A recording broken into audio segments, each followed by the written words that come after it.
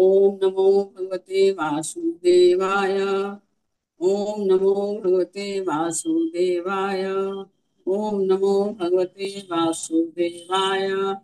नारायणं नमस्कृत्यं नरं चैव नरोत्तमं देवीं सरस्वतीं व्यासं ततो जयमुदीरयेत् नष्टप्रायेषु भद्रेषु नित्यं भागवत सेवया भगवती तम श्लोके भवतिर्भवती नैष्टिकी कृष्णाय वासुदेवाय देवकी नंदनाय च नंदगोपकुमाराय गोविन्दाय नमो नमः। मूकं करोति वाचालं पङ्गुं लङ्घयते गिरिं यत्कृपातमहं वन्दे परमानन्दमाधवम्। मंगलाचरण ओम अज्ञानतिमिरान्धस्य ज्ञानाञ्जनशलाकया चक्षुरुन्मिलितं तस्मै श्रीगुरवे नमः। श्रीचैतन्यमनोभीष्टं यथापितं येन भूतले स्वरूपं कदा मह्यं ददाति स्वपदानि हम वन्देऽहं श्रीगुरुं श्रीयुक्तपदकमलं श्रीगुरुवैष्णव श्रीरूपं साग्रजातं सहगणनाथ विन्तं तं सजीवम् साधुवैतम सावधूतम परिजन सहित कृष्ण चैतन्य देवम श्री राधा कृष्ण पावनां सकल ललिता श्री विशाखा कृष्णाम च हे कृष्ण करुणा सिंधु दीन बंधु जगतपते गोपेश गोपिका कांत राधा कांत नमोस्तुते तप्त कांचन गौरांगी राधे वृंदावनेश्वरी कृष्णानुसुते देवी प्रणमामि हरि वाञ्छाकल्पतरुभ्यश्च कृपा सिन्धुभ्यैव च पतितानां पावनेभ्यो वैष्णवेभ्यो नमो नमः। जय श्री कृष्ण चैतन्य प्रभु नित्यानंद श्री अद्वैत गदाधर श्रीवासादि भक्तवृंद। हरे हरे कृष्ण कृष्ण कृष्ण हरे हरे राम राम राम हरे। नमो विष्णु पादाय कृष्ण कृष्णाय भूतले श्रीमते भक्ति वेदांत स्वामी नमस्ते सरस्वती देवी गौरवाणी प्रचारिणे निर्विशेष शून्यवादी पाश्चात्य देश तारिणे। हरे कृष्ण कृष्ण कृष्ण हरे हरे हरे राम राम राम हरे हरे। हरे कृष्णा माता जी दंडवत प्रणाम।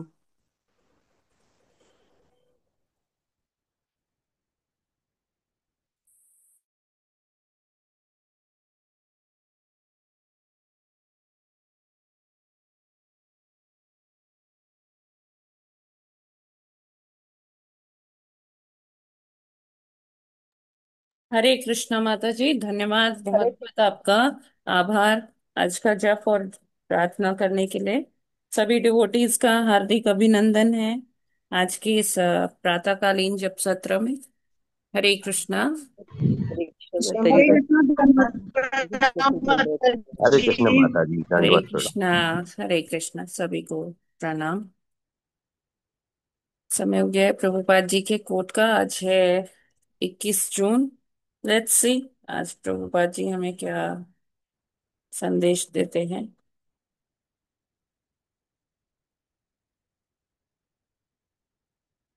तो 21 जून है। प्रभुपाद कहते हैं, गुरु सदैव मुक्त रहते हैं।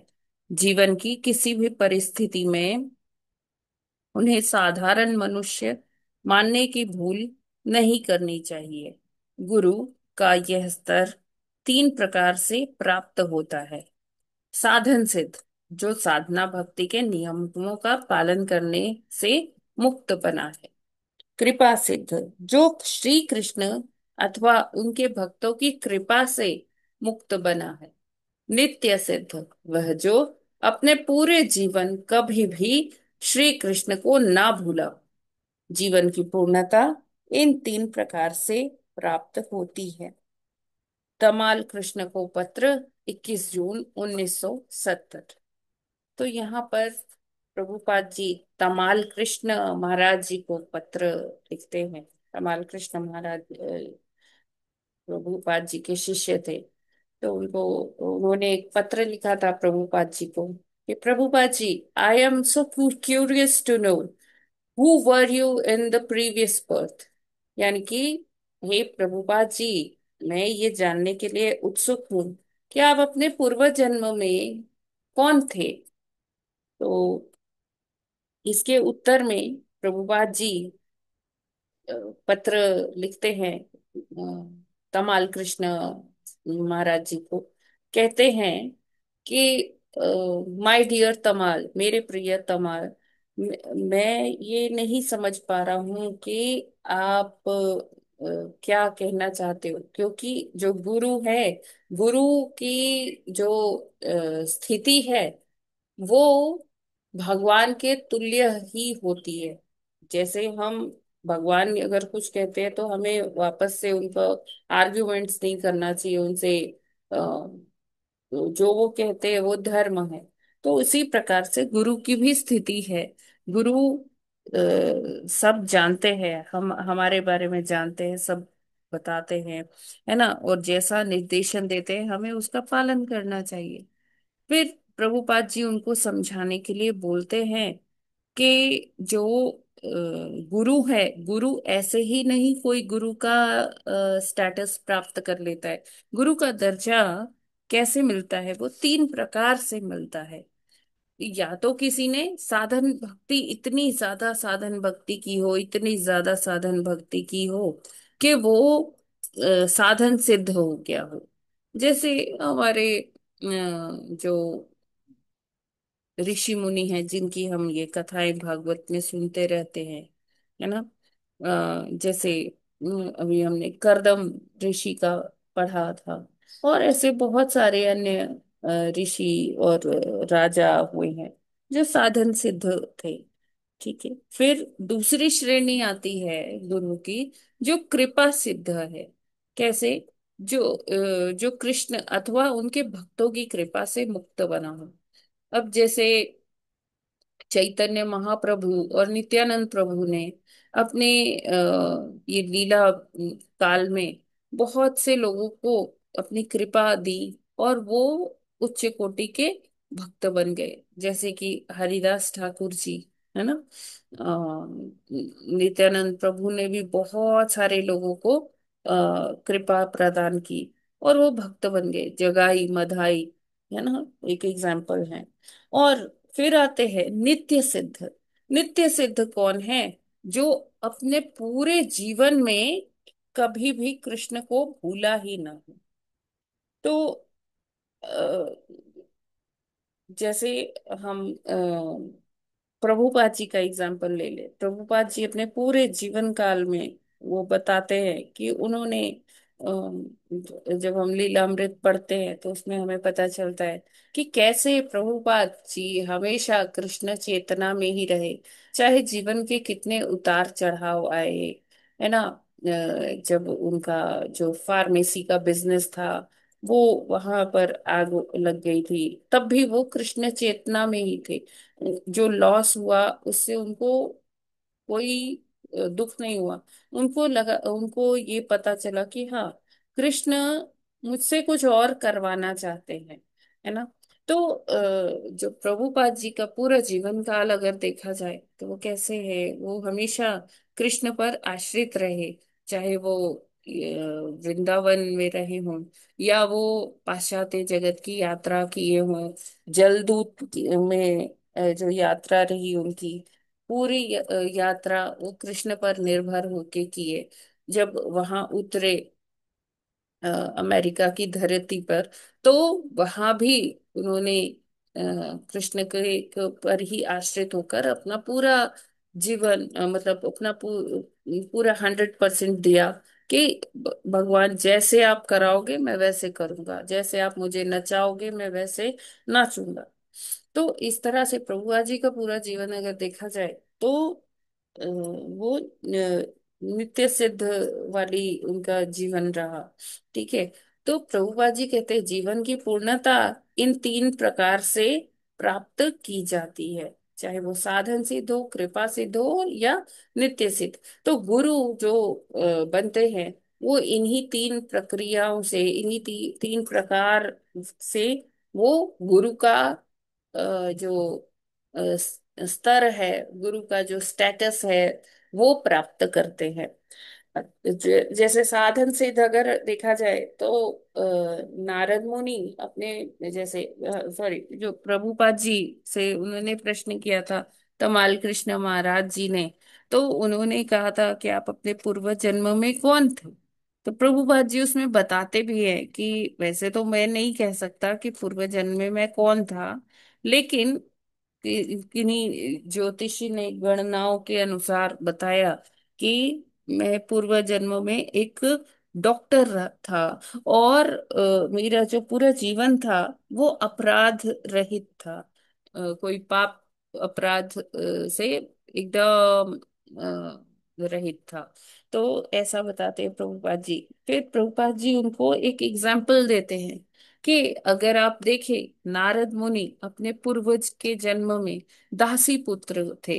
और कहीं दूर दूर से भी ये कोई अनुमान नहीं लगा सकता था कि नारद मुनि बन जाएंगे अगले जन्म में, है ना। लेकिन जो वहाँ उन्होंने साधुओं की कृपा प्राप्त की, साधुओं का उच्छिष्ट खाया, और उसके बाद वो प्रसाद पाकर वो उन्होंने जैसे साधुओं ने उनको भक्ति करना बताया था उन्होंने वैसे ही किया। और वो स्तर हासिल कर लिया भक्ति में जहां उनको भगवान के दर्शन भी प्राप्त हो गए। और यही मतलब इससे क्या होता है कि अगर फिर उसके बाद उन्होंने काफी ट्राई किया कि उनको दोबारा से भगवान के दर्शन हो जाए, लेकिन भगवान उनसे बोले कि आपको और भक्ति करनी चाहिए। तो इसके बाद जब अगला जैसे वो अगला जन्म पाए, तो अगले जन्म में वो एकदम क्या थे, नित्य सिद्ध हो गए। वो कभी भगवान को भूले नहीं, बल्कि उनको और भगवान ने दायित्व दे दिया कि आप किधर भी जा सकते हैं अपने मन की गति से, जहां चाहे वहां प्रकट हो सकते हैं। और आपको क्या करना है, इसी शक्ति का लाभ उठाकर आपको भक्ति का प्रचार करना है। तो नारद मुनि एक ऐसे गुरु हैं जिन्होंने कितने कितने बहुत अच्छे अच्छे भक्त बनाए। ध्रुव महाराज, प्रहलाद महाराज ना, और मतलब लिस्ट बहुत लंबी है, गिनते ही चले जाइए, है ना।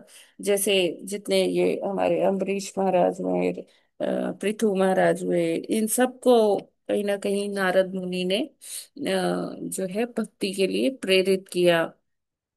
और उनको भक्ति में एक अच्छा वो स्तर प्राप्त करने में सहायता की। तो इस प्रकार से अ, हम प्रभुपाद जी तमाल कृष्ण महाराज जी को बताते हैं कि ऐसा नहीं है कि नारद मुनि ही ये कर सकते थे। प्रभुपाद जी कहते हैं कि ये स्टेटस कोई भी जीवात्मा भगवान की अनन्य भक्ति करके, साधुओं की कृपा प्राप्त करके, है ना, वो ये स्थिति को प्राप्त कर सकता है। तो ये just anybody can do it. तो डिपेंड करता है कि हम कितना भौतिकता से में आकर्षित हैं, कितना इस भौतिक जगत में हम क्या कर रहे हैं। तो वो डिपेंड करता है कि हम भक्ति नहीं कर पाते उस तरह से। तो जितना हम विरक्त होंगे इस भौतिक जगत से, और जैसे जैसे हम ये साधन सिद्ध, कृपा सिद्ध या नित्य सिद्ध होने की दिशा में आगे बढ़ेंगे, तो वैसे ही वैसे हमारी भक्ति और बढ़ेगी और सिद्ध होगी। और भक्ति की पराकाष्ठा यही है कि भगवान के दर्शन हो जाना, श्री कृष्ण की कृपा प्राप्त करना, और श्री कृष्ण को एक क्षण के लिए भी उनकी चेतना से बाहर नहीं हटना।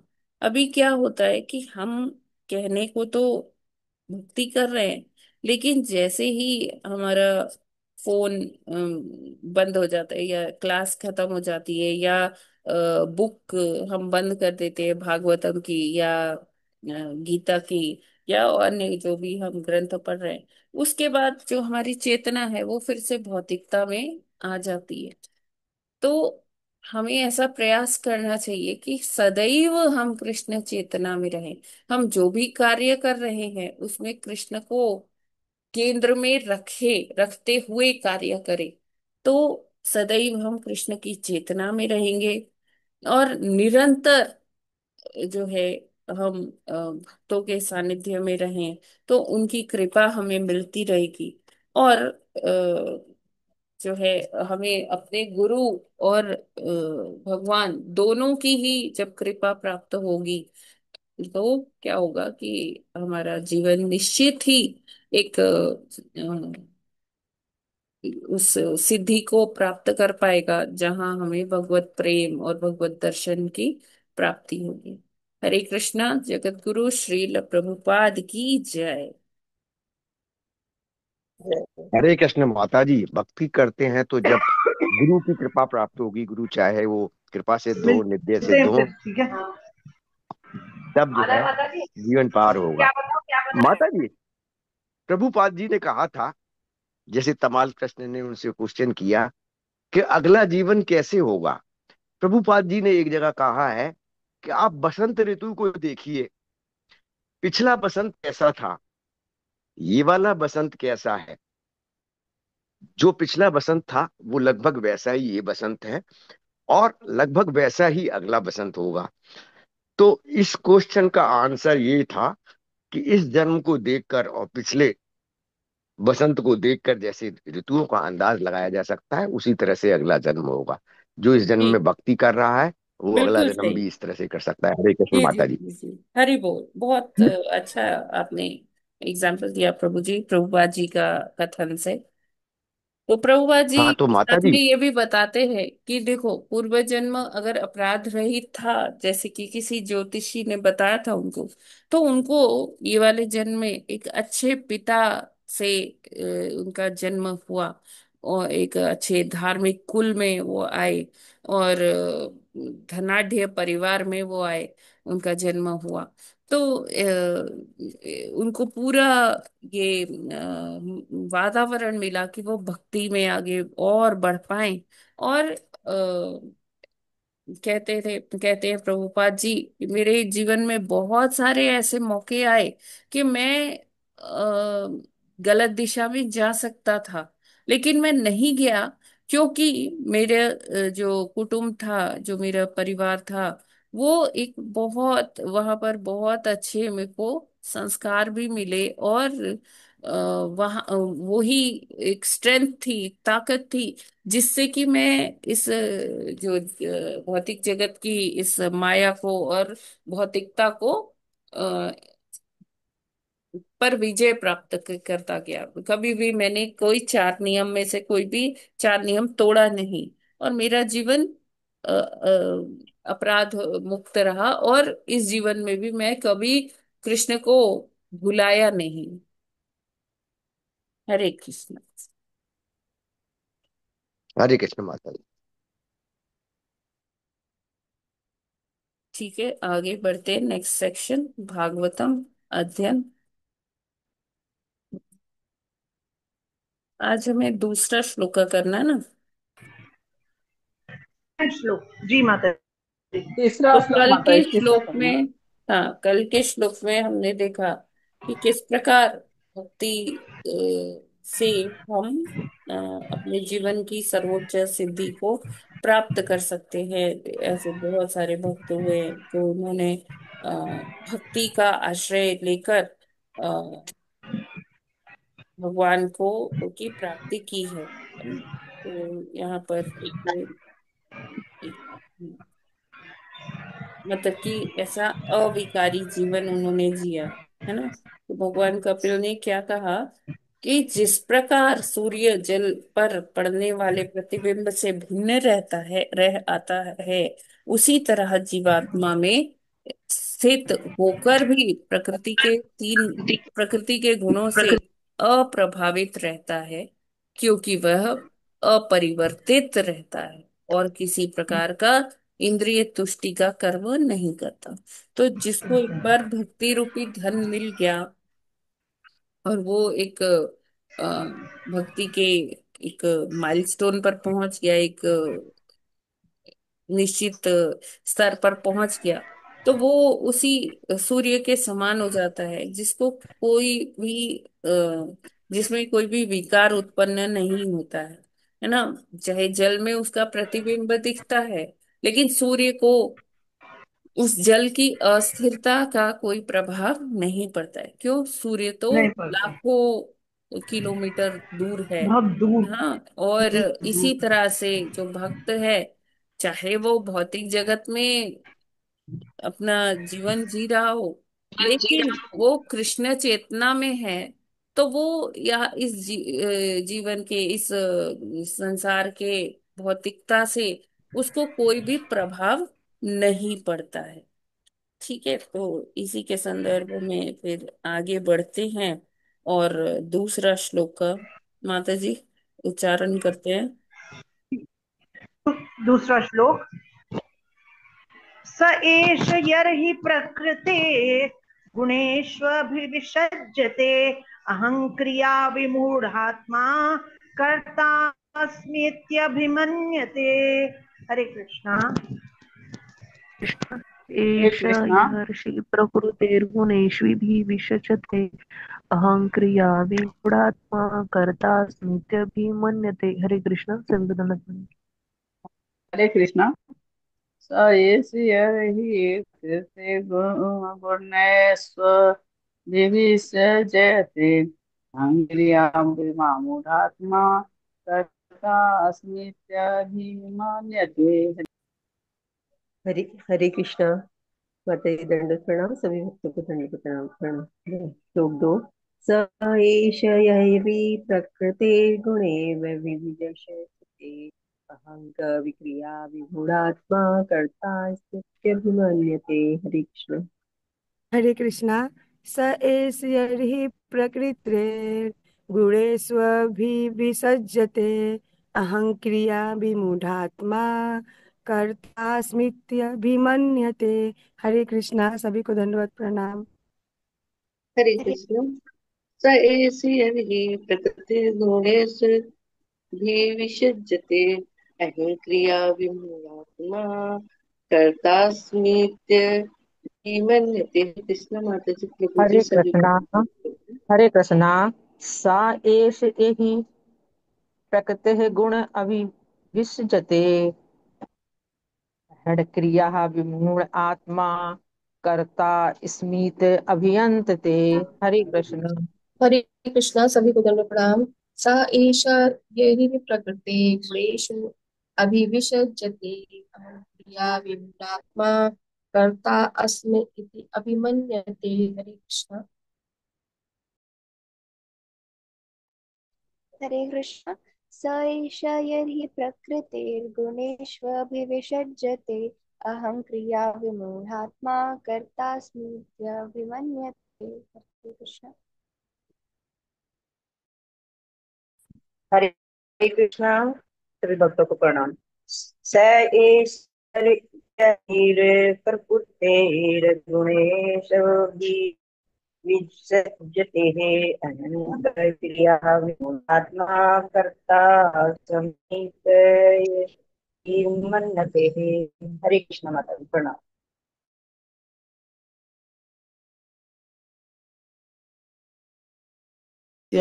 भीमन्यते। हरे कृष्णा। सभी भक्तों को दंडवत प्रणाम जी, दंडवत प्रणाम। हरे कृष्ण। स ईश यहिर् प्रकृति प्रकृतिर्गुणेष्व विवशजते अहं क्रिया विमूढ़ात्मा कर्ता स्मीत्य न्यते। हरे कृष्ण।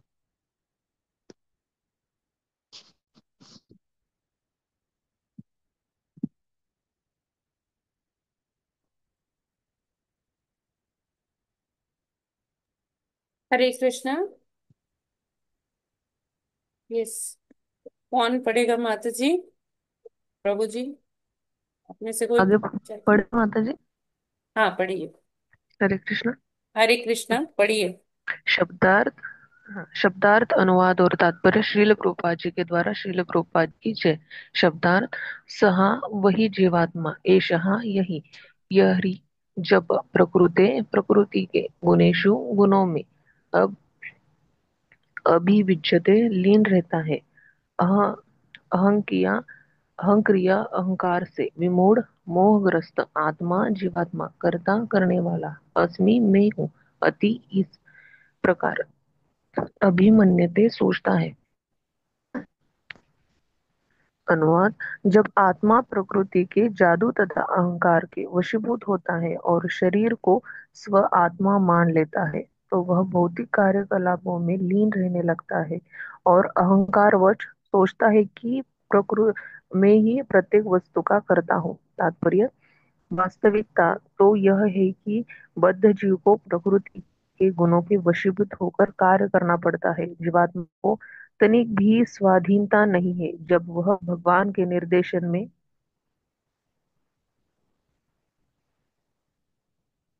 रहता है तो वह मुक्त होता है, किंतु जब वह इस भाव से कि वह इंद्रियों की तुष्टि कर रहा है अपने आप को इंद्रिय तृप्ति के कार्यों में लगा देता है तो वास्तव में वह प्रकृति के जादू में।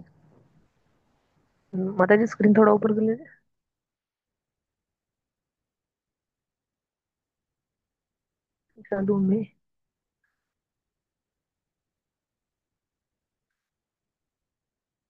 जादू में बंधा रहता है। भगवत गीता में कहा गया है कि प्रकृति ही क्रियमानानि मनुष्य प्रकृति के उन गुणों के अनुसार कार्य करता है जो उनसे वर्ज अर्जित किए हैं। गुण से प्रकृति के गुण सूचित होते हैं। वह प्रकृति के गुणों में अधीन रहता है किंतु भ्रमवश अपने को कर्ता समझता है। यह कर्तृत्व की भ्रांत धारणा भगवान या अपने प्रामाणिक प्रतिनिधि के निर्देशानुसार भक्ति में लगने से ही दूर हो पाते हैं। भगवत गीता में अर्जुन युद्ध में अपने पितामह तथा गुरु के मरने का उत्तरदायित्व अपने ऊपर ले रहा था, किंतु जब उसने श्री कृष्ण के निर्देशानुसार कार्य किया तो वह कार्य के कर्तृत्व से मुक्त हो गया। वह लड़ा किंतु लड़ने के फल से मुक्त कर दिया गया। यद्यपि प्रारंभ में जब वह अहिंसक था, लड़ने को तैयार न था, तो सारा दायित्व उसी पर था। यही मुक्ति था। बद्धता के बीच अंतर है। बद्ध जीव भले ही उत्तम और सतोगुणी हो, किंतु तो भी वह प्रकृति के सम्मोह के वशीभूत रहता है। फिर भी भक्त परमेश्वर के निर्देशन में कार्य करता है। इस तरह उसके कार्य सामान्य व्यक्ति को भले ही अति उच्च कोटि ने न प्रतीत हो, किंतु भक्त पर कोई उत्तरदायित्व नहीं रहता। हरे कृष्णा। हरे कृष्णा। Thank you Rushali.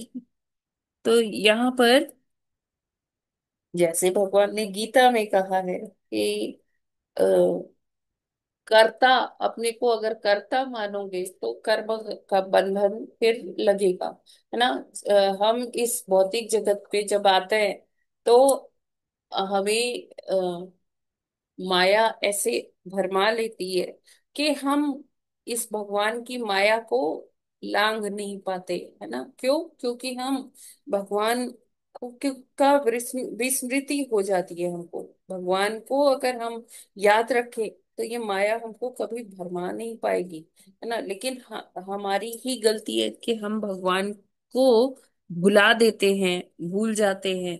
और माया तो घात लगा के इसीलिए बैठी ही होती है कि एक क्षण वो जो ये जीवात्मा भूल जाए भगवान को, मैं उस पर तभी अपना सबसे जो तीव्र प्रहार है मैं तभी कर लूंगी। तो माया तो घात लगा के बैठी है, जस्ट लाइक एम्बुश, है ना। तो इससे बचने का तरीका क्या है? भक्ति है ना। जो लोग जो हम जैसे कहते हैं कि प्रकृति के तीन गुण हैं, सतो रजो तमो। तो तीनों में फिर भी सतो को अच्छा माना जाता है। लेकिन सतो गुण में भी अगर व्यक्ति कार्य करेगा तो अपने आप को कर्ता मानेगा। लेकिन जब वो ये तीनों गुणों से ऊपर हो जाएगा तो फिर वो अपने में अकर्तृत्व की जो विचार है, जो भावना है, उस भावना से कार्य करेगा। तो अर्जुन का भी अगर हम देखें तो महाभारत के युद्ध में अर्जुन ने पहले युद्ध से इनकार कर दिया। उसने कहा कि मैं अपने पितामह और अपने गुरु के हत्या का पाप अपने सिर पे नहीं लेना चाहता।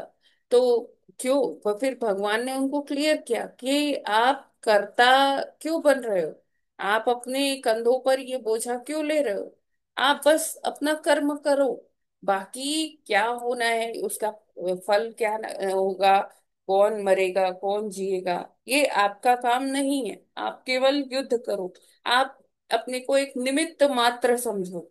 तो जब भगवान की निर्देश अनुसार जब अर्जुन ने कार्य किया तो वो कर्तापन से मुक्त हो गया, और उसको युद्ध का जो प्रतिफल है वो भोगना नहीं पड़ा। तो यहाँ प्रभुपाद जी कहते हैं बद्ध जीव भले ही उत्तम और सतोगुनी हो, किंतु तो भी वह प्रकृति के सम्मोह के वशीभूत ही रहता है। लेकिन जो कर्तापन से कर्ता के भाव से मुक्त होके कार्य करता है, तो वो जो है, ऐसा जो जीवात्मा है उसको कोई बंधन नहीं लगता है, और वो जो भक्ति है, केवल भक्ति ही एक जैसे साधन है जिससे हम ये स्तर को हासिल कर सकते हैं, जहां हमें सब कुछ साफ साफ पारदर्शी रूप से दिखाई देता है कि सब करने वाले तो भगवान ही हैं, और मैं तो उनका सेवक हूँ, बस मुझे क्या करना है, उनकी आज्ञा का पालन करना है। तो जब तक हम उस स्तर तक नहीं पहुंचेंगे तब तक हमें ये समझ में नहीं आएगा कि ये तीन गुणों के वशीभूत होकर हम कार्य कर रहे हैं, है ना। ये हमारी स्वतंत्रता नहीं है, ये तो हमारे हम परतंत्र ही हैं, क्योंकि गुण हमें क्या कर रहे हैं, वो कंट्रोल कर रहे हैं। ठीक है, ये क्लियर है। हरे कृष्णा। हरे कृष्ण माता जी। जी।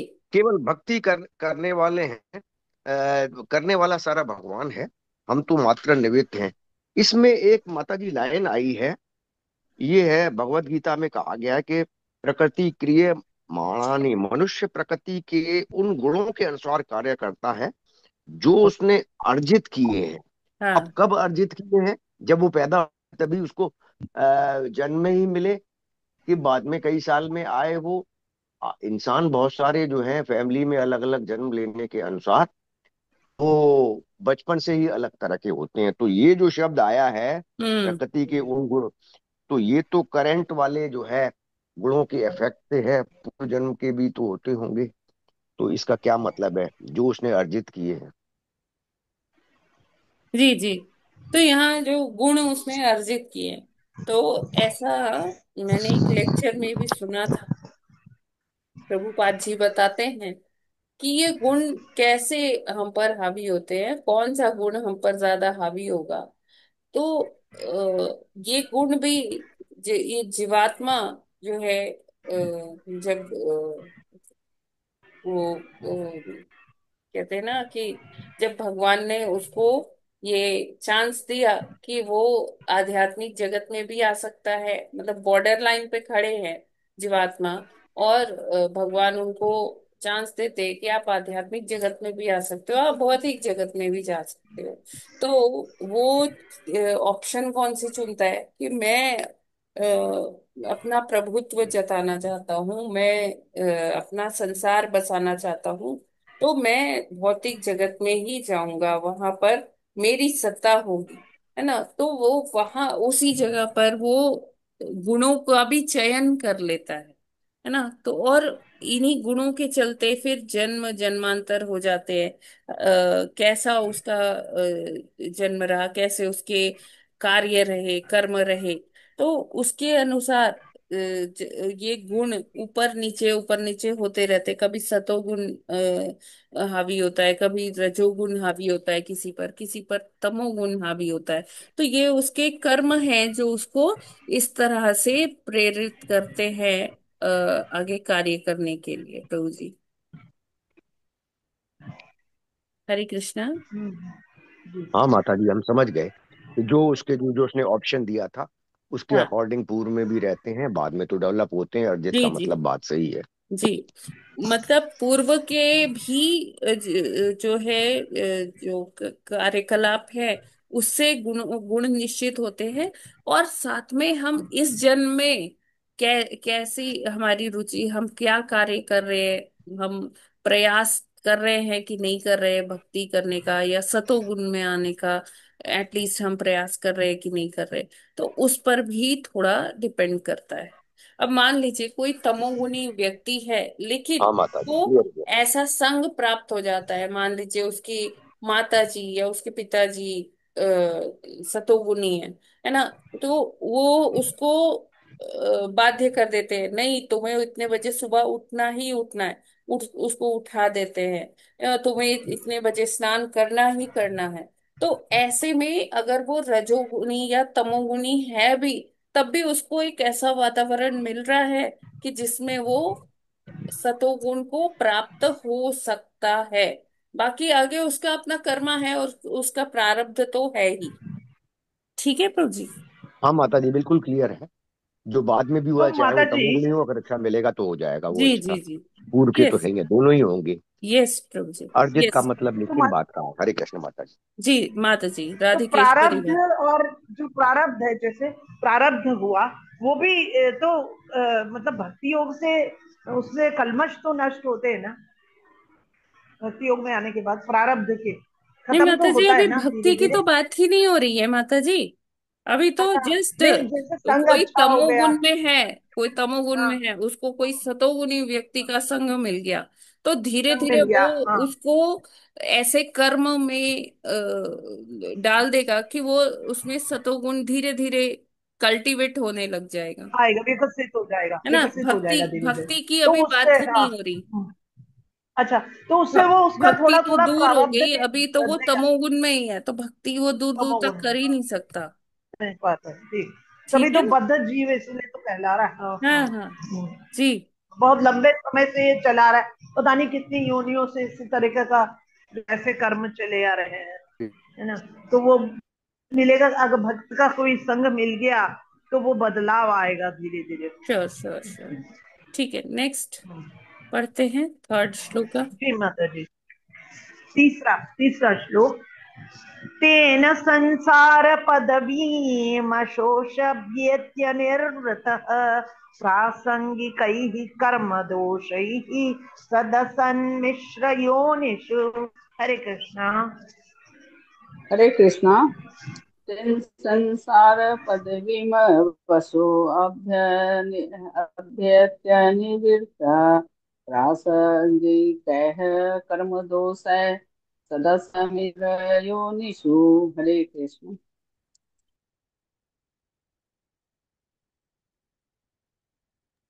हरे कृष्ण। तेन संसार पद वीमवसो अभ्येत्य निर्वृतः प्रसंगिकै कर्म दोषैः सदसन्मिश्र योनिषु। हरे कृष्ण। हरे कृष्णा। तेन संसार पदवीं वसो अभ्येत्य निर्वृतः प्रासंगिकैः कर्मदोषैः सदसन्मि सन्मिश्रयोनिषु। हरे कृष्णा। हरे कृष्ण। तेन संसार पदविमोक्षो अभ्यते निवृत्तः प्रासंगिकैः कर्मदोषो सदसन्मिश्रयोनिषु। हरे कृष्ण। हरे कृष्ण। तेन संसार पदवीमवशो नित्यनिर्वृत्तः प्रासंगिके कर्म दोषे सदसन्मिश्रयोनिषु। हरे कृष्ण। माता जी दंडवत प्रणाम, सभी भक्त को सादर प्रणाम। हरे कृष्ण। तेन संसार पदमीवशो अभ्ये नित्य निवृत्तः प्रासंगिकैः कर्मदोषैः सदम सदम सदसन्मिश्रयोनिषु। हरे कृष्ण माता सादर प्रणाम। हरे कृष्ण। तेन संसार पदवीम वशो अभ्यय निर्वतः प्रासंगिकैः कर्म दोषः सद सन्मिश्रयोनिषु। हरे कृष्ण। हरे हरे कृष्णा। कृष्ण। तेन संसार पदमितो अभेत्य निवृतः प्रासंगिके कर्म दोषे सदसन्मि मिश्रयोनिषु। हरे कृष्णा। हरे कृष्णा। हरे हरे कृष्णा। तेन संसार पदवीं वशो अभ्यत्यय निर्गतः प्रासंगिके कर्म दोषे हे सद समेन श्रियो निषुः। हरे कृष्ण। हरे कृष्णा। तेन संसार तेन संसार पदवीमशोऽभ्यर्त्य निर्वतः प्रासंगिकैः कर्मदोषैः तदसन्निशयोनिषु। हरे कृष्ण। हरे कृष्ण। तेन संसार पदवीमफुफो अभ्येत्य निर्वित प्रासंगिके कर्म दोषे सदसन्मिश्रयोनिषु। हरे कृष्ण। सदनवत प्रणाम। हरे कृष्णा। तेन पदवीमवशोऽभ्येत्य निर्वृतः प्रासङ्गिकैः कर्मदोषैः सदसन्मिश्रयोनिषु। हरे कृष्णा। सभी को दंडवत प्रणाम। ये कौन पढ़ना चाहते हैं? माता जी। हरे कृष्णा। हरे कृष्ण। मैं पढ़ लूं? माता जी हम प्रभु पढ़े। जी आपने कल ही पढ़ा था। पढ़े हम माता हाँ मंजू जी। माता जी आप पढ़िए। हरे कृष्णा। शब्दार्थ अनुवाद एवं तात्पर्य श्री प्रभुपाद जी के द्वारा श्री प्रभुपाद की जय। तेन उससे संसार बारंबार जन्म मृत्यु का पद विम मार्ग पथ अवसह निरूपाय होकर अभ्येति भोक्ता है अनिवृत्त असंतुष्ट कह प्रकृति की संगति में उत्पन्न कर्म दोष है गलत कर्मों से सत्य अच्छा असत्य बुरा मिश्र मिला जुला योनिषु विविध योनियों में। अनुवाद। अतः बद्ध जीव भौतिक प्राकृतिक के गुणों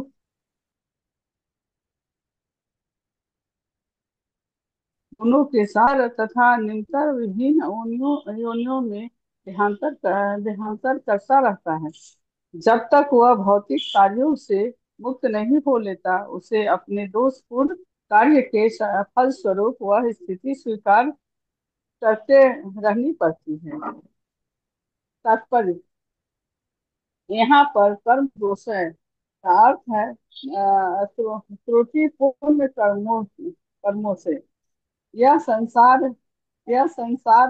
और यह इस संसार में अच्छा या किंतु वह यह नहीं जानता कि ऐसे सारे कार्य दोषपूर्ण होते हैं क्योंकि इससे उसे एक शरीर से दूसरे में देहांतों से छूट नहीं मिल सकती।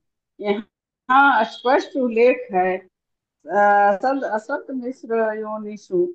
इसका अर्थ है कि इस संसार में अपने पुण्य कर्मों के लिए मनुष्य उच्च वंश में या उच्च लोकों में देवता के मध्य जन्म ले सकता है किंतु उसका यह कार्य भी दोषपूर्ण है क्योंकि इससे मुक्ति नहीं मिलती। उत्तम स्थान या उच्च कुल में जन्म लेने का अर्थ यह नहीं होता कि उससे संसारिक क्लेशों अर्थात जन्म मृत्यु जरा तथा व्याधि के कष्टों से जा सकता है। बद्ध जीव प्रकृति के समूह में के वशीभूत होकर वह नहीं समझ पाता कि इंद्रिय तृप्ति के लिए जो भी कार्य किया जाता है वह दोष पूर्ण होता है। केवल भगवान की भक्ति के लिए किए जाने वाले कार्य उसे दोषपूर्ण कर्म के फल से छुटकारा दिला सकते सकते हैं, क्योंकि वह ऐसे दोषपूर्ण कार्य बंद नहीं कर सकता, इसलिए उसे शरीर बदलने पड़ते हैं, कभी ऊंच तो कभी कभी निम्न। या यह संसार पदवीम कहलाता है, जिसका अर्थ है यह जगत जिससे छुटकारा नहीं है। जो मनुष्य मुक्ति की कामना करता है उसे अपने कर्म शक्ति के लिए करने होंगे, इसका कोई विकल्प नहीं है। हरे कृष्णा, हरे बोल। थैंक यू मंजू माता जी। तो यहाँ पर वही प्रश्न का उत्तर आ गया जो अभी डॉक्टर जगत्यानी प्रभु जी ने किया था कि ये जो गुण है ये कैसे हमें कंट्रोल करते हैं, किस पर डिपेंड करता है कि हम किस गुणों में कार्य करेंगे। तो यहाँ पर वही उत्तर मिल रहा है हमें कि जो बद्ध जीव है वो भौतिक प्रकृति के गुणों के साथ अपनी संगति के कारण उच्चतर तथा निम्नतर विभिन्न योनियों में देहांतर करता रहता है। जब तक वह भौतिक कार्यों से मुक्त नहीं हो लेता उसे अपने दोषपूर्ण कार्य के फलस्वरूप यह स्थिति स्वीकार करते रहनी पड़ती है। तो जो ये प्रकृति के गुण हैं ये हम अपनी संगति के कारण इनके वशीभूत हो जाते हैं। जो हमारे कर्मों में दोष है, अब हम कहते हैं कि देखिए हम भक्ति कर रहे हैं, हम तो भक्ति में हैं, हम भक्त हैं, हमें ये तीन गुण क्यों सता रहे हैं। तो हम ठीक है, हमने भक्ति करनी तो प्रारंभ कर दी है। अभी चलिए हम मान लेते हैं कि बहुत अच्छी क्वालिटी के हम भक्ति कर रहे हैं, बहुत अच्छी क्वालिटी का हम जप कर रहे हैं, लेकिन क्या जो हमारे कर्म हैं वो क्या दोष मुक्त है? कर्म दोष तो हमें नहीं लग रहा है। एक होता है ना, गज स्नान, सबने सुना होगा। गज स्नान, गज कैसे स्नान करता है? वो जाता है नदी में, खूब स्नान करता है, अपने सूंड में पानी भर भर के अपने ऊपर डालता है, और फिर उसके बाद जब बाहर आता है तो फिर उसी सूंड से मिट्टी उठाता है, बालू उठाता है और अपने ऊपर डाल लेता है। यानी कि स्नान करने का क्या फायदा हुआ कि जब आपको फिर से गंदे ही होना, तो कोई गंगा नहा ले, कोई जप कर ले, लेकिन उसका कर्म वैसा ही है।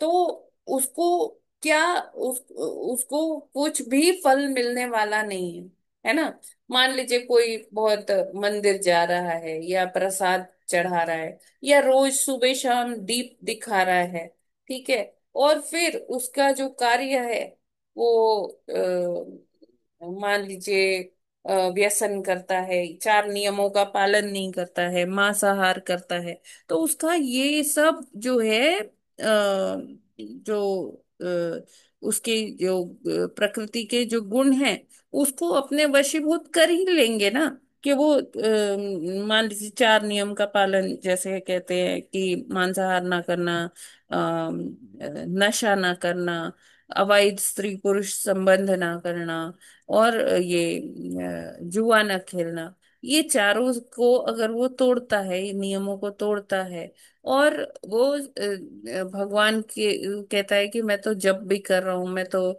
रोज आरती करता हूँ भगवान की, रोज मैं मंदिर जाता हूँ, रोज मैं गंगा स्नान करता हूँ। तो ऐसे गंगा स्नान करने का क्या फायदा कि जब आप जो पाप आप धुल के आए हो गंगा मैया के अंदर स्नान करके, आप फिर से उसी पाप की ओर उन्मुख हो रहे हो। तो ऐसे गंगा स्नान का या ऐसे जप का या फिर ऐसी पूजा आरती का कोई भी लाभ नहीं है, ठीक है। तो कहते हैं कि मान लीजिए आप गंगा स्नान करते हैं या जप कर रहे हैं, तो आप अपने आप में संकल्प कीजिए भगवान को साक्षी रख के कि हाँ, मेरे से जो आज दोष पूर्ण कार्य हुआ है मैं कल नहीं करूं, और ये संकल्प को आप दृढ़ता से पालन कीजिए कि हाँ, आज जो मेरे से ये पाप हुआ है ना, अभी कल मैं ये वाले पाप तो एटलीस्ट नहीं करूं। कोई और हो जाए तो हो जाए, लेकिन आज जो मेरे से पाप हुए या अभी तक जो मुझसे पाप हुए हैं वो पाप नहीं होंगे। तो इस तरह से जब हम कार्य करेंगे तो भक्ति का हमें लाभ होता हुआ नजर आएगा। पूजा, भक्ति, आरती, जप, गंगा स्नान, ये सब का लाभ हमें दिखेगा।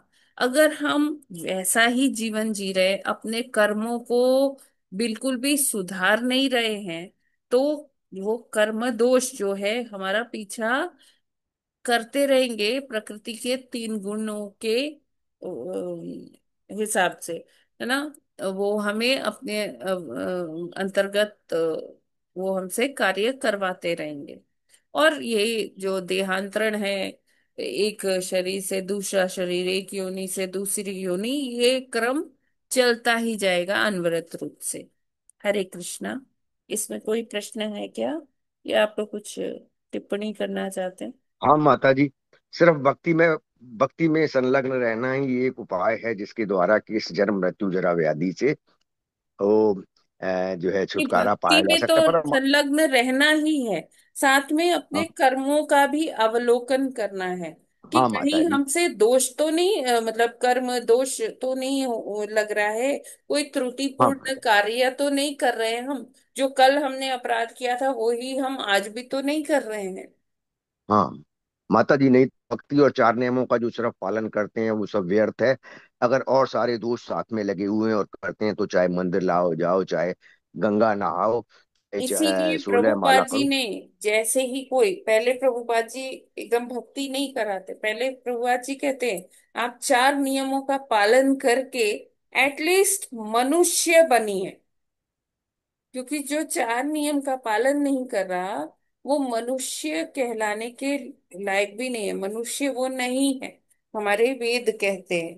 तो इसलिए प्रभुपाद जी ने वो दोषों को से मुक्त करने के लिए, धीरे धीरे हमारी चेतना को विकसित करने के लिए, सबसे पहले हमें यही बताया जाता है कि हमें 4 नियमों का पालन करना है और नाम लेना है। तो जब हम नाम लेंगे और साथ में प्रयास करेंगे कि हम ये त्रुटिपूर्ण जीवन से छुटकारा पाए, 4 नियमों का पालन करें, तो फिर क्या होगा, निश्चित ही जो नाम का प्रभाव है वो बहुत हमें दिखेगा, वो उसका प्रभाव हमें नजर आएगा। ठीक है ना? हाँ माता जी, बात तो सही है। हाँ माता जी, और जब ये ज्वाइन किया था संस्था तो सबसे पहले 4 नियमों का ही पालन शुरू किया था और हरि नाम शुरू किया था माता जी। लेकिन बड़ा कॉम्प्लिकेटेड प्रोसेस है भगवान ने जो बनाया है। उसने उसमें ये कहा गया है चाहे मंदिर बनवा लो, चाहे मंदिर नहीं मतलब चाहे धर्मशाला बनवा लो, चाहे अस्पताल बना जाओ। अब जीव जब इस संसार में आता है तो उसको कर्म करने ही होते हैं, और कोई भी ऐसा इस लोक में या देवताओं के लोक में नहीं है जो कि बिना कर्म किए हुए रह सके। और विष्णु के लिए, श्री विष्णु के लिए भगवान ने भी कहा है कि कर्म करने चाहिए, परंतु अगर वो कर्म अच्छे नहीं करता है तब भी जन्म मृत्यु के चक्र में रहता है। और अगर समाज सेवा और वो भी करता है भक्ति के साथ साथ, तब भी वो अच्छे वाले गुणों के हिसाब से जन्म मृत्यु के बंधन में फंस जाता है। तो एक बार जीव ने, आत्मा ने भगवान को ऑप्शन क्या दिया कि मैं अपनी स्वयं की सत्ता स्थापना करता हूँ। वो तो बुरी तरह से फंस गया। वो तो 4 नियमों का पालन भी करता है, वो तो भक्ति भी करता है, परंतु अच्छे और बुरे कामों की वजह से उसे पुनः जन्म मृत्यु के चक्र में तो नहीं आना नहीं नहीं पड़ेगा, प्रभु क्योंकि जी, संसार। प्रभु जी, अगर वो भक्ति कर रहा है, 4 नियमों का पालन कर रहा है गुरु के मार्गदर्शन में, तो ऐसा नहीं है कि वो गलत कर्म करेगा। अगर वो ये सारी चीज, इसीलिए बताया गया ना कि भक्ति भी करो, 4 नियम का पालन करो। अगर हम ये दोनों चीज कर रहे हैं तो धीरे धीरे हम दोष मुक्त होते जाएंगे प्रभु जी, अगर हम गुरु के हाँ माता जी, मार्गदर्शन बहुत में अच्छा। चल रहे हैं। हाँ माता जी, तो फिर ठीक है। कॉम्प्लिकेटेड नहीं है ये। वही है कि हमारा मन हमको ऐसी पिक्चर दिखाता है कि अरे अरे, ये क्या करने चला गया, ये तो भक्ति तो बहुत मुश्किल है, क्या कैसे कर पाओगे, कैसे, ये मन हमारा हमको भरमाता है। हाँ तो माता जी, सिर्फ मैंने इसलिए कहा कि कॉम्प्लिकेटेड प्रोसेस है क्योंकि अच्छे कर्मों के लिए भी उनका जो होता है ना, फिर उच्च लोगों या उच्च परिवार में जाना पड़ता है। तो अल्टीमेटली तो जो भक्ति हम लोग कृष्ण की कर रहे हैं कि आध्यात्मिक जगत के लिए या आध्यात्मिक प्राप्ति के लिए या भगवान का प्रेम पाने के लिए, वो तो एम नीचे ही रह जाता है ना। अच्छे कर्मों के लिए फिर जन्म मृत्यु के चक्र में ही आना पड़ता है। ये इसलिए मैंने कहा। हरे कृष्ण।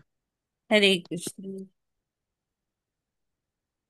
देखिए, मेरा ये कहना है कि ऐसा नहीं है कि अगर हम ध्यान से कार्य करेंगे तो ऐसा नहीं है कि हमसे दोष पूर्ण कर्म होते ही चले जाएंगे। अगर हम सजग रहेंगे, सतर्क रहेंगे, गुरु का मार्गदर्शन लेते रहेंगे, गुरु की वाणी को सार्थक करते रहेंगे, उनके निर्देशानुसार कर्म करेंगे, तो त्रुटिपूर्ण कर्मों से हमें मुक्ति मिलेगी। हाँ माँ। हरे कृष्ण माता जी, बहुत ठीक कहा है। हरे कृष्ण, बहुत अच्छा आपने बताया। श्लोक भी बहुत अच्छे हैं, ये पहला दूसरा तीसरा भागवतम का सार सा है। तो हरे कृष्ण माता जी। हरे कृष्ण।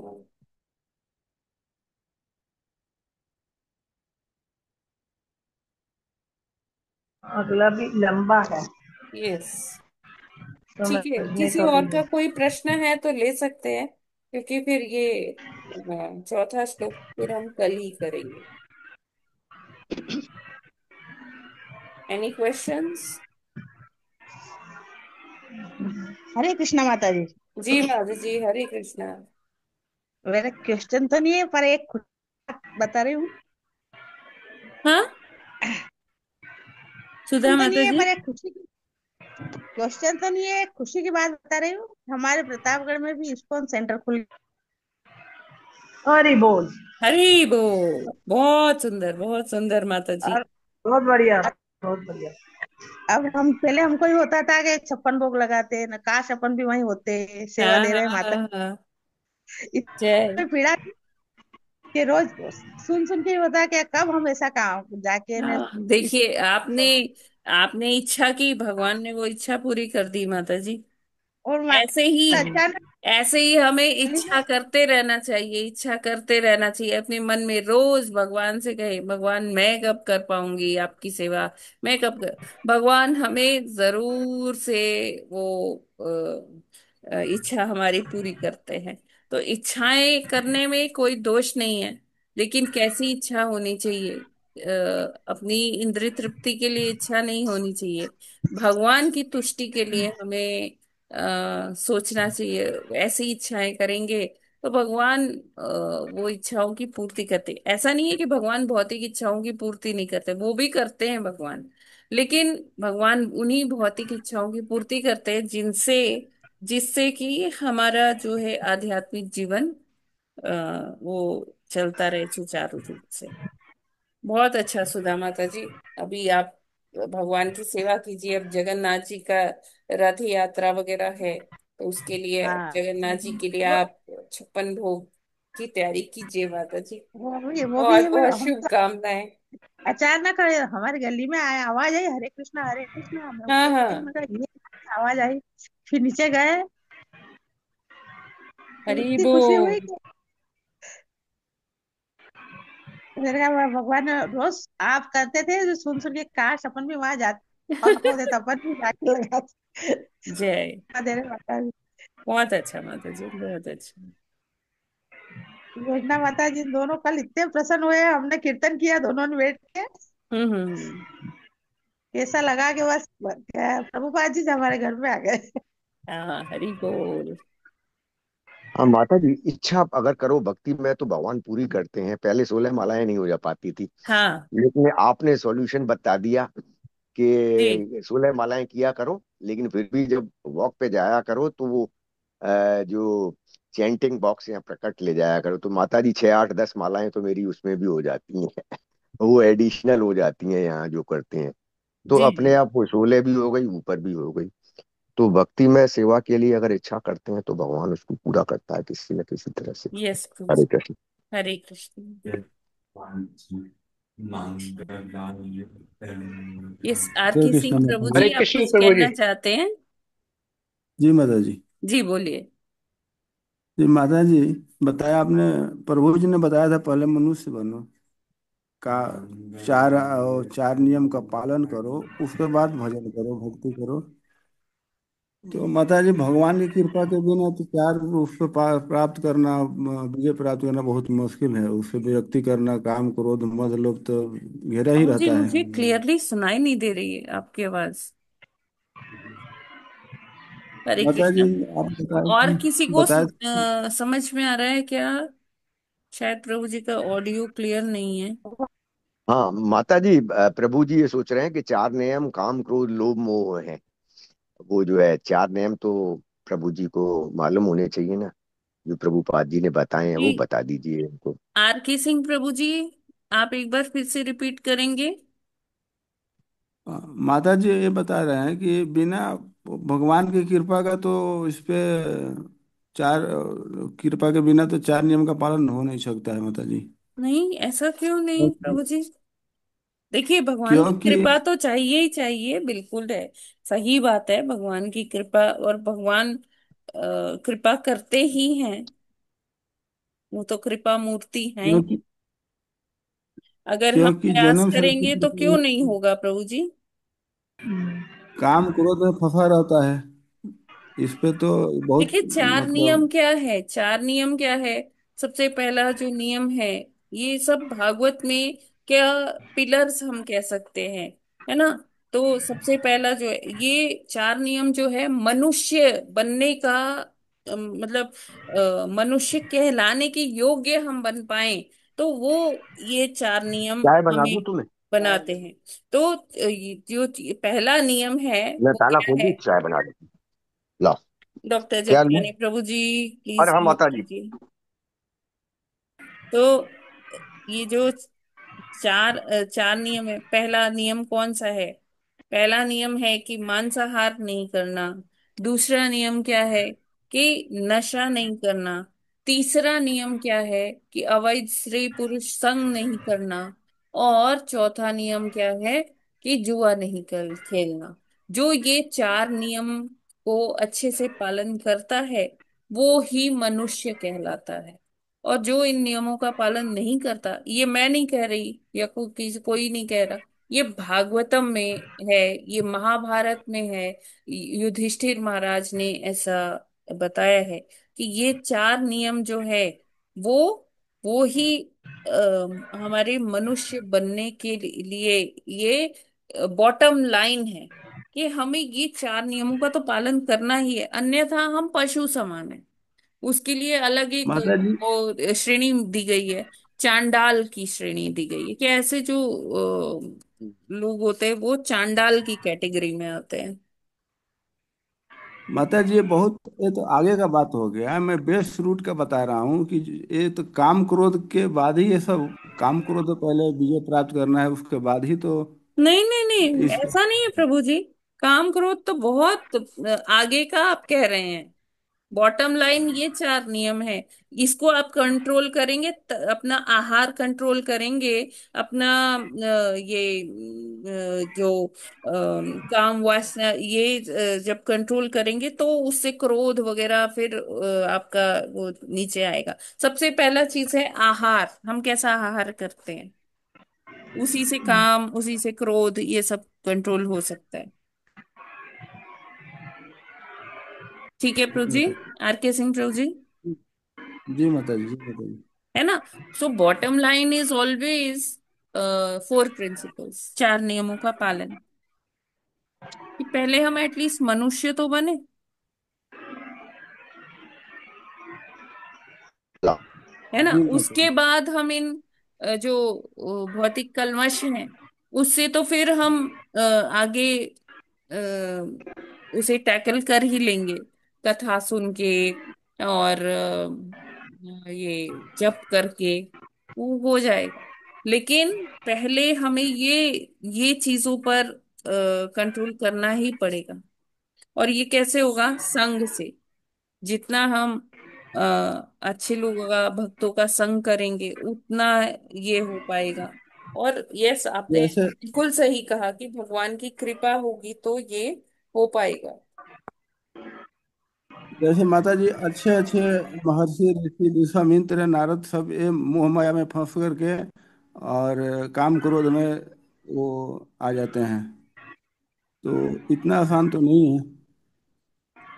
ही तो विश्वामित्र बताया जा रहा है। भी। ये सब कथाएं क्यों बताई जाती है? इसीलिए तो बताई जाती है कि हमें सतर्क रहना है भगवान की माया से। भगवान कहते हैं मम माया दुरत्या। तो देखिए, जब तक हम चार नियम का पालन नहीं करेंगे तब तक हम ऐसे आगे भक्ति कर ही नहीं पाएंगे। हमें हमारा, जैसे कहते हैं ना, जैसा आहार होगा, जैसा खाए अन्न वैसा होगा मन। जैसा आहार होगा वैसे ही हमारी वृत्ति होगी। तो भक्ति की वृत्ति तभी आएगी जब आहार शुद्ध होगा। ठीक है, जब हमारा हम जैसे जो कहा जाता है कि जैसे आहार शुद्ध होगा, नशा नहीं करना, और जो अवैध स्त्री पुरुष संग है, इलिसिट सेक्स वो नहीं, और जुआ जुआ ना खेलने को क्यों बोला जाता है? कि इसमें हमारा जो मन मस्तिष्क है वो, कि कहाँ कैसे लाभ हो रहा है, कैसे हानि हो रही है, उसमें हम अपने लाभ को देखते हुए इतने उसमें लीन हो जाते हैं कि हम अपना आगे पीछे नहीं सोचते। जैसे युधिष्ठिर महाराज का प्रत्यक्ष यहाँ उदाहरण दे सकते हैं। तो जब हम इन चीजों को कंट्रोल करेंगे तो भक्ति तो फिर बढ़ ही जाएगी। और जब भक्ति बढ़ेगी, भक्ति के हिसाब से फिर हमारे ये जो जैसे आपने कहा कि ऋषि मुनि भी माया में बह जाते थे, फंस जाते थे, तो वो तो कंट्रोल हो ही जाएगा। जी ऋषि मुनि, कौन ऋषि मुनि वो बह जाते थे माया के फ्लो में? जो सिद्धियों की प्राप्ति के लिए करते थे, जो भगवान की भक्ति में है वो नहीं। जो मिश्रित भक्ति, जैसे हाँ, हम सिद्धि, जैसे विश्वामित्र जी का अगर हम देखें, तो विश्वामित्र जी पहले डायरेक्टली भगवान की भक्ति में नहीं थे। वो ऐसा चाहते थे कि मैं ऐसी सीढ़ी बना दूं जिससे लोग स्वर्ग डायरेक्ट जा पाए। तो ये क्या था? ये उनके अपने तपोबल की सिद्धि से वो ये करना चाहते थे। राइट प्रभु जी? जी माता जी, माता है ना? तो जी माता जी। सिद्धियों की प्राप्ति और भक्ति दो अलग अलग चीजें हैं प्रभु जी। उनको हमें मिक्स नहीं करना चाहिए। वैसे माता जी, वैसे तो कहा गया है कि भक्त लोग सिद्धि प्राप्ति में विश्वास नहीं रखते ना, है माता जी? हाँ बिल्कुल। माता जी, जी है बिल्कुल। ना? वो तो हाँ जी। प्रेममय सेवा है भगवान की। उसमें हमें हमें सेवा करने से मतलब है, हमें ये नहीं कि हमें मुक्त वो कुछ वो प्राप्त हो, कुछ और सिद्धि प्राप्त दूसरी हो, हमें चीज तो है ना सेवा यहाँ करनी है प्रभु जी, भगवान की जैसे प्रेम हम से। भरत मुनि का भी देखते हैं। भरत मुनि फंस गए थे वो एक हिरन के चक्कर में। तो हिरन जो है, माया जो हम्म। है, हिरन के रूप में आ गई थी। हाँ, वो अभी उनकी भक्ति इतनी पूरी नहीं हुई थी। जस्ट वो स्टार्टिंग, मतलब स्टार्टिंग क्या मतलब, कर रहे थे वो अच्छे से भक्ति, लेकिन वो हिरन बीच में के हिरन चक्कर में फंस गए। लेकिन उसके लिए भी उनको क्या मिला ऐसा? उनको हिरन का जन्म तो जन मिला, मिला। क्योंकि अंत में वो हिरन की चेतना में उन्होंने शरीर त्याग गया। तो वो हिरन तो बने, लेकिन ऐसे हिरन बने जिनको अपना पूर्व जन्म याद था, और वो साधुओं के संग में ही रहे हिरन बन के भी। ठीक है ना? इस जी बार तो उनकी भगवान भक्ति जी, में प्रगति हुई भगवान है। हमेशा कृपा करते हैं। ठीक है, जी भगवान माता जी, हमेशा। अर्जुन को भी माता जी प्राउड हो गया था कि मैंने अपने बाहुबल पे युद्ध जीत लिया हाँ, महाभारत का। तो भगवान हमेशा अर्जुन के साथ रहे उनको गाइड करने के लिए। ठीक है ना? तो जी एक माता जी। बार अगर हम भगवान का आश्रय ले लेते हैं, अगर हम, हमारा वहां से पतन भी हो जाता है, तो भगवान हमको नहीं छोड़ते हैं। वो हमारे साथ बने रहते हैं। ठीक है जी माता जी। जी। तो जी माता हमें जी। ये दृढ़ता से विश्वास रखना चाहिए कि अगर एक बार हम भगवान के आश्रय में पहुंच गए तो हमारा कोई लॉस नहीं है। हाँ, देर सवेर हो सकती है हमारे अपने कर्मों की वजह से, त्रुटियों की वजह से, है ना, लेकिन भगवान हमारे साथ हमेशा खड़े हैं।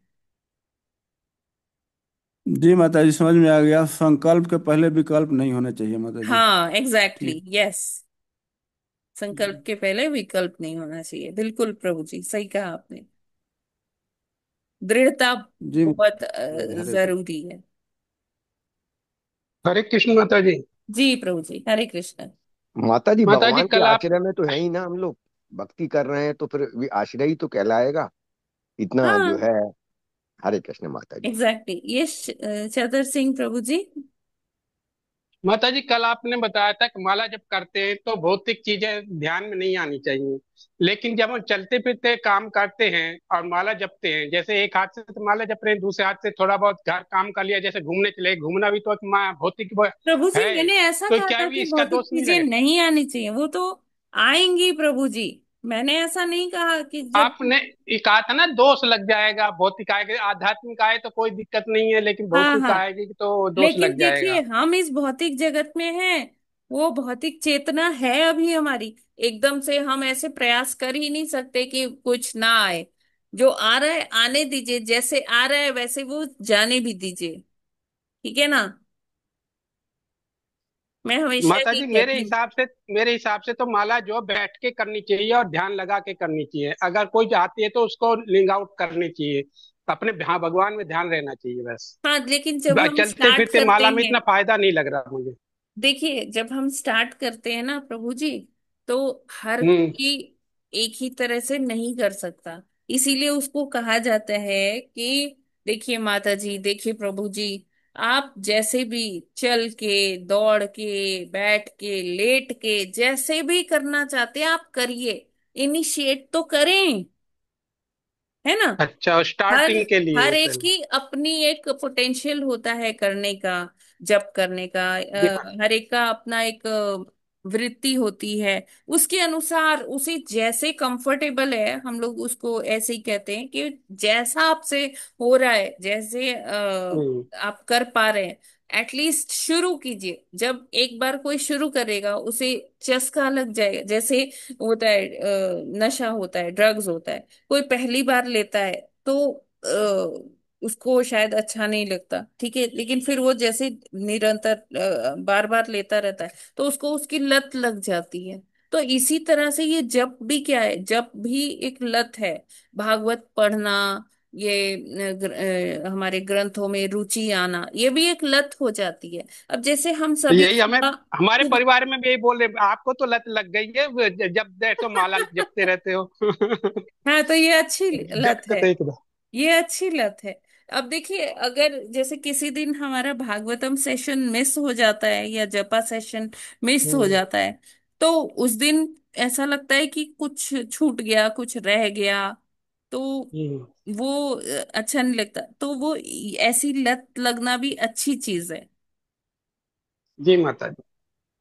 ये राइट। तो किसी प्रभु को जी ने बताया स्टार्ट था ना कि कराना है घूमते ना। हुए चलना, इसलिए याद आया। हाँ किस नहीं वो ठीक है प्रभु जी, वो जगत्यानी प्रभु जी ये कह रहे थे कि वो हम्म। उनके एक्स्ट्रा राउंड्स हो जाते हैं चलते हुए। अच्छा अच्छा, वो एक्स्ट्रा हाँ में ही है। बाकी 16 तो उनके होते ही हैं, ये एक्स्ट्रा हम्म। हो जाते हैं जो जब वो वॉक करने के लिए जाते हैं। हाँ माता जी एक्स्ट्रा हो लेकिन जाती है। हाँ माता जी हम तो एक्स्ट्रा गिनते नहीं, हम तो माला उठाते नहीं, बस नाम हाँ लेते तो रहते हैं बस बैठे ठीक है, बैठे। अच्छी बात है जिसका जैसे है। मतलब आप वो जो मिनिमम राउंड्स हैं, 16 माला है, वो हाँ आप वो तो अपना कर लेते पूरा हैं। कीजिए। उसके बाद आप चाहे गिनिए चाहे ना गिनिए। और ये गिनने का भी इसलिए है कि हम अपने मन को डिसिप्लिन में रखें, क्योंकि मन को अगर हम डिसिप्लिन में नहीं रखेंगे ना, हम कहेंगे अच्छा आज थोड़ा ज्यादा काम है, तो आज चलो ठीक है, आज 2 ही माला कर लेते हैं, कल नहीं वो तो गलत है है। ना। लेकिन हम्म। अगर हम हमें ये प्रभुपाद जी ने नियम दिया है कि 16 माला करना है, तो प्रभुपाद जी ने हमें डिसिप्लिन में रहे, हमारा मन इधर उधर ना भटके। क्योंकि हम क्या कर लेंगे, हम कहेंगे अच्छा चलो आज ना थोड़ा सा मार्केट घूम आते हैं, और माला तो एक एक दो माला तो हो ही गई है, ठीक है आज का तो कोटा हो ही गया। इसीलिए प्रभुपाद जी ने हमारा मन इधर उधर ना भागे, हमें बोला कि बच्चे। आपको 16 माला मिनिमम करना ही करना है। ठीक है। इसलिए जब हम जाते हैं गाड़ी वाड़ी में तो हम बैठे बैठे पीछे हाँ काउंटिंग करते रहते हैं पूरी माला एग्जैक्टली, की। जी जी बिल्कुल। तो फिर साथ वाले कहते हैं कि हमेशा इधर उधर तो देख लिया करो, मैं क्या, मेरे मतलब जब तक मेरी पूरी नहीं हो जब तक नहीं देखती जय। मैं। तो तो ऐसे कई बार ही ऐसा हमें होता है पूरा दिन संकल्प, घूमना पड़ जाता है। हाँ हमारा हम्म। संकल्प जो है ऐसा ही दृढ़ होना चाहिए। प्रभु जी आप हमें भी आशीर्वाद दीजिए कि ऐसे ही कर पाए दृढ़ता से। माता जी आप ही का तो आशीर्वाद से हम कर रहे हैं, नहीं तो हमें कहाँ नहीं से, हम कहाँ दे पाएंगे। नहीं नहीं प्रभु जी। बिना आपके आशीर्वाद से थोड़ी हो रहा है, अरे नहीं प्रभु जी। क्योंकि जब तक आप लोग आप सबका आप आशीर्वाद नहीं लोग है, बहुत पीछे की अच्छे और भी भक्त हैं, हैं। माता जी हैं, आप तो लोग सबका बहुत आशीर्वाद अच्छे ही तो है। भक्त हैं। हाँ, तो आप लोग आशीर्वाद देंगे तो सब अच्छा होगा हमारे भी। जब हाँ, माता जी आपके मार्गदर्शन में ही तो भक्ति हो रही है इतनी अच्छी। भक्ति और हो रही मुझे है। भी एक्चुअली माता जी भक्ति की लत लग गई है।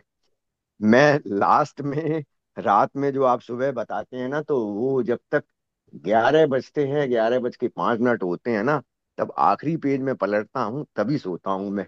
ऐसी लत लग गई है। फिर चाहे मैं 10:30 बजे शुरू करूँ, चाहे 11:45 शुरू करूँ, चाहे 11 बजने में 2 मिनट पे शुरू करूँ मैं, जी लेकिन जी। वो जब तक मैं खोलता नहीं हूँ तो ये एक तरह से लत है। ये दिन में देखिए तो मतलब हमें इच्छा होती है। कृतज्ञता व्यक्त करनी चाहिए श्रीला प्रभुपाद जी की और हमारे सीनियर वैष्णवों की, जिन्होंने हमारे लिए ये वातावरण बनाया कि हम लोग इस तरह से डेली भागवतम का अध्ययन कर रहे हैं, जप कर रहे हैं एक साथ मिलके।